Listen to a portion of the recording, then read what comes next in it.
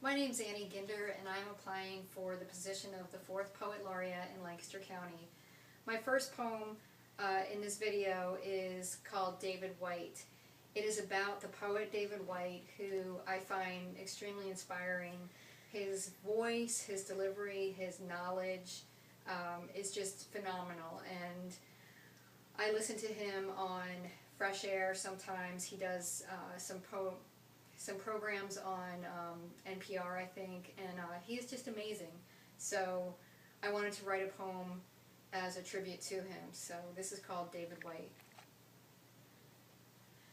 Who is this man who speaks of the tide of adolescence, the usefulness of conversation, and other assorted disciplines, whose every sound is eloquent and meaningful, who has taken me in as I've wanted to be so that I don't know what to do except to keep writing in pure language. I have entered a world and must know the way in which they speak. In the presence of his voice I speak the tongues of poets, am unaware of the heavens of my thoughts once they escape into the landscape of this language. The wind carefully places itself in my memory, and I am plagued with an endless cargo of words that must churn themselves out, falling like wind off of windmills. This man is between worlds, not as someone dying, but as someone living as extraordinarily as a single blade of grass in an open field.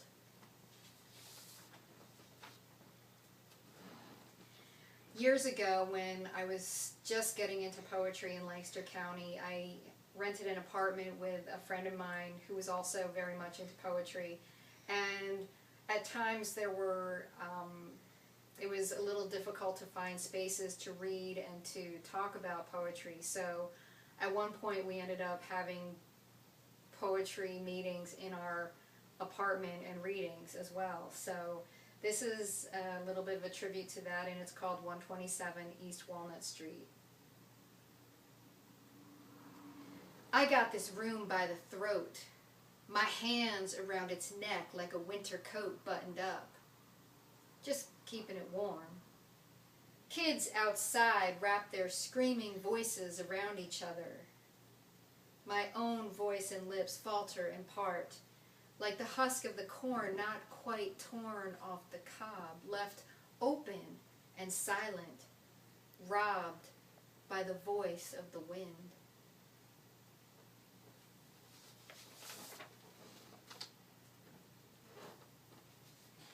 So now I live in the southern end of Lancaster County, and we have a huge backyard, so we have a huge garden, and we also had a strawberry patch for the last 4 or 5 years.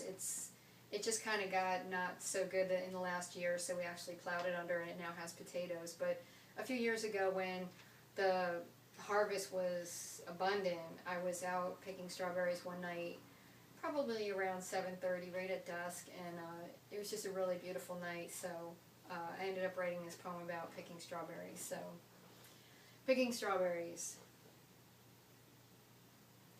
The heart-plump, meaty sweets and their traveling daughters are being released from their wandering bond.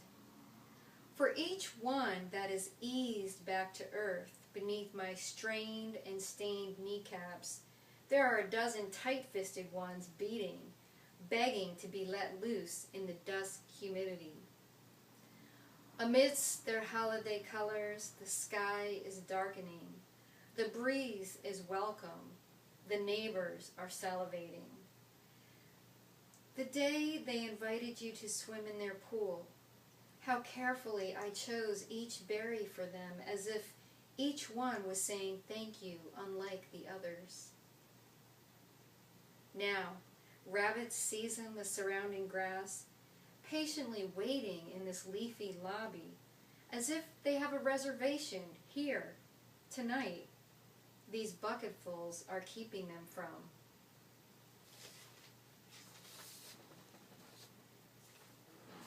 Okay, this next one is called Letter. The sky has a line across it, where the blue is opening, like the brightness of the words of a letter in an envelope. Fog is sticking to the river, laying still, molded like milk to the sides of a cereal bowl. This morning, these stairs are thick as thighs. I walk up them as though I have the burden of an overcoat on a hot summer day.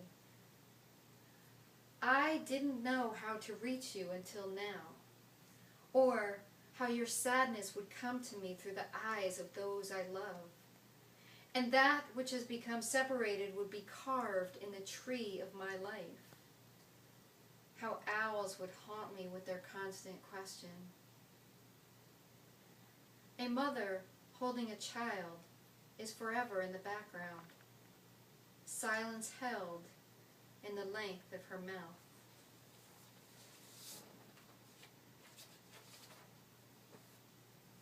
Okay, I have one I want to do. It's an older one, but it's really fun. It's rhymes, which a lot of poets these days don't rhyme, but I occasionally do. It is called Ever to Be, A Poet's Madness. And I love reciting this one.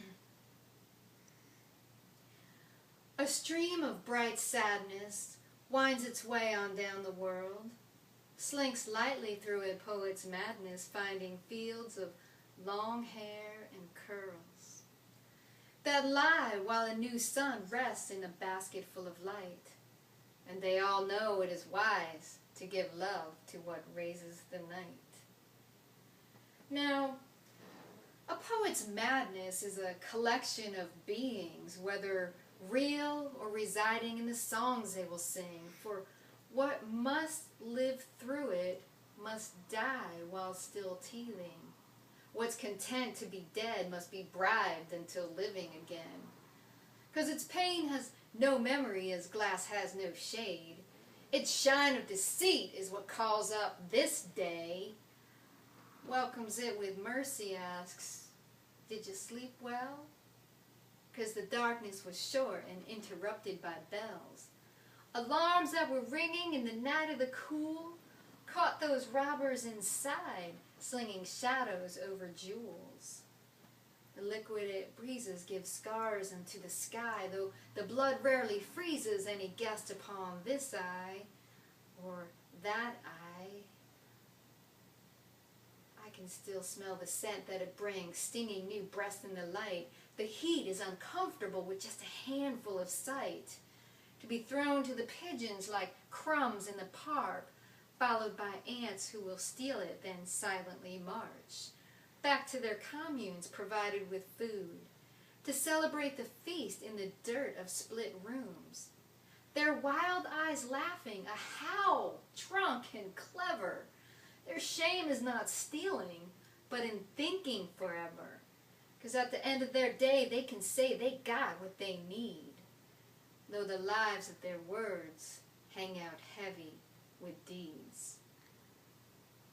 Okay, my last poem is titled Somewhere. It was inspired by a poet named Lamont Steptoe who had come to Lancaster years ago, and he sang one of his poems. I don't know if he sang the whole thing or part of it, but it inspired me. So I have a couple of poems that actually have some singing parts to them. This is one of them, and it's called Somewhere. It was written for my friend Barney, who died of AIDS several years ago.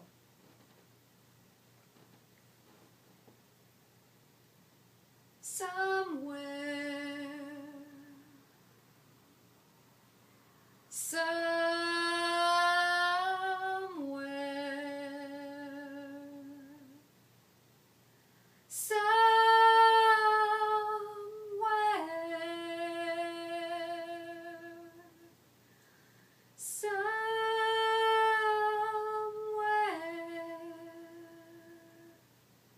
somewhere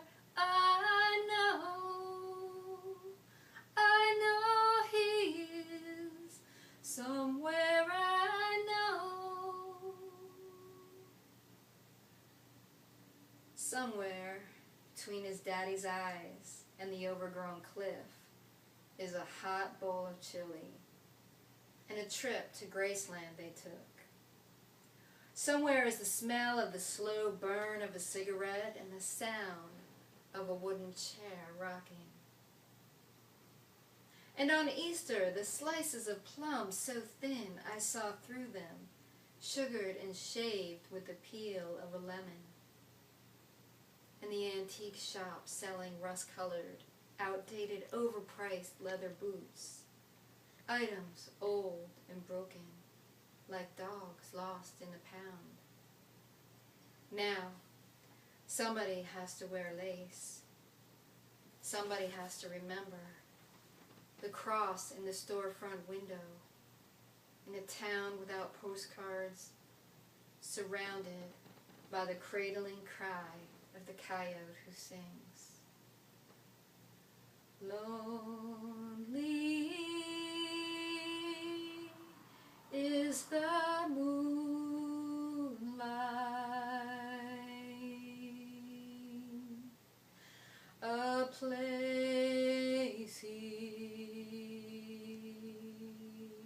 goes alone into the night. So often I've wondered how it must feel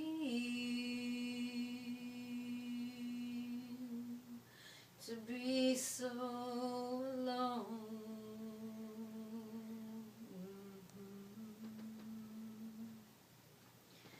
My arms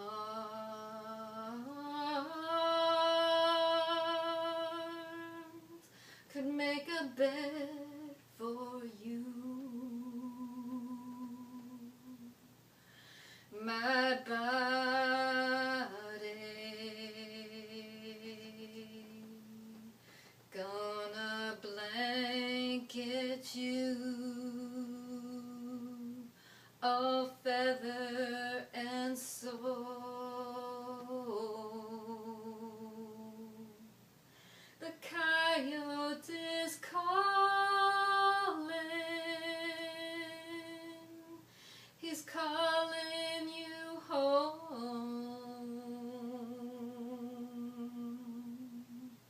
He says he'll keep your tired bones warm.